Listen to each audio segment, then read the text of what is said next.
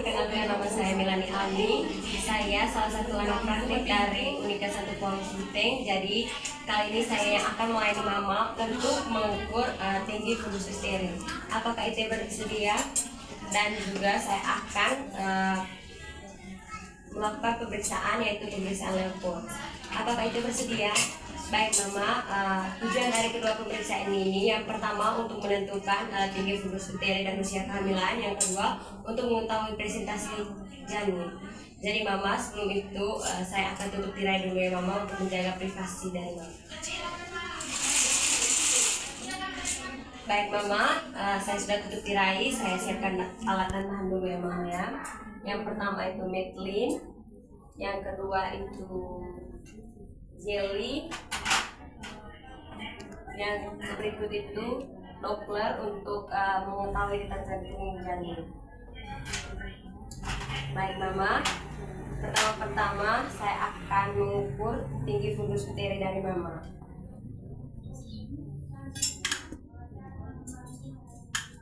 Sebelum saya mengukur, permisi ya mama ya, terlebih dahulu saya akan mengukurkan janin. Dan janganlah meraba dari bawah ke atas.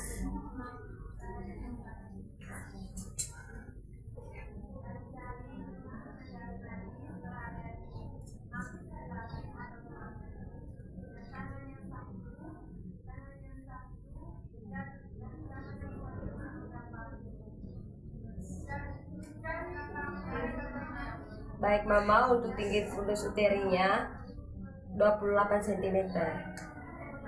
Baik mama, untuk pemeriksaan fundusnya sudah selesai. Sekarang saya akan melanjutkan, yaitu pemeriksaan Leopold. Jadi pemeriksaan pertama ini, mohon ya mama ya, kaki mama diteguhkan. Jadi pemeriksaan pertama, saya akan meraba di bagian bawah sintesis dan di bagian di atas fundus untuk menentukan presentasi janin.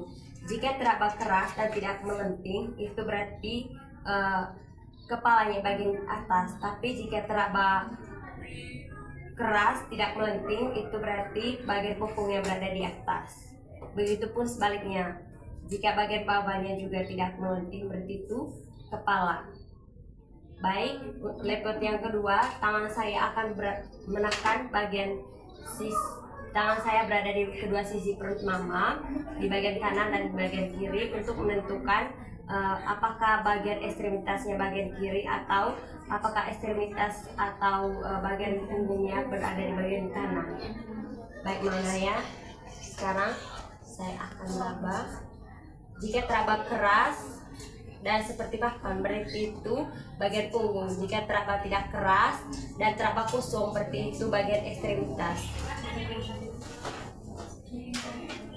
Baik mama, untuk Leopold ketiga, tujuannya itu untuk mengetahui bagian terendah janin, apakah bagian kepala ataupun bagian bokol.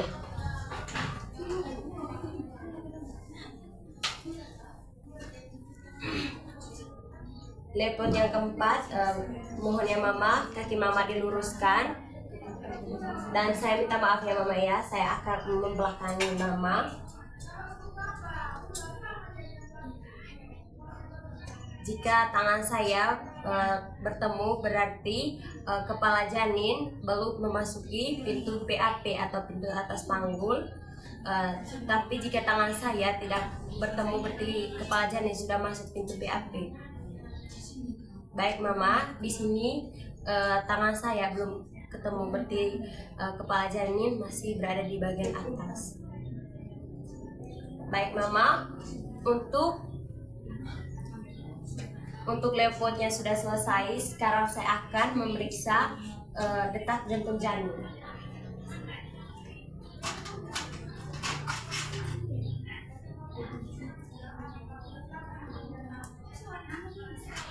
Karena kepalanya sudah bagian atas, jadi saya akan memeriksaannya. Kita dengan sama-sama ya mama. Detak janinnya cukup baik, jumlahnya itu 130 per menit. Baik mama, untuk pemeriksaan hari ini sudah selesai. Terima kasih ya mama untuk kerjasamanya. Semoga Kita dalam keadaan baik-baik saja.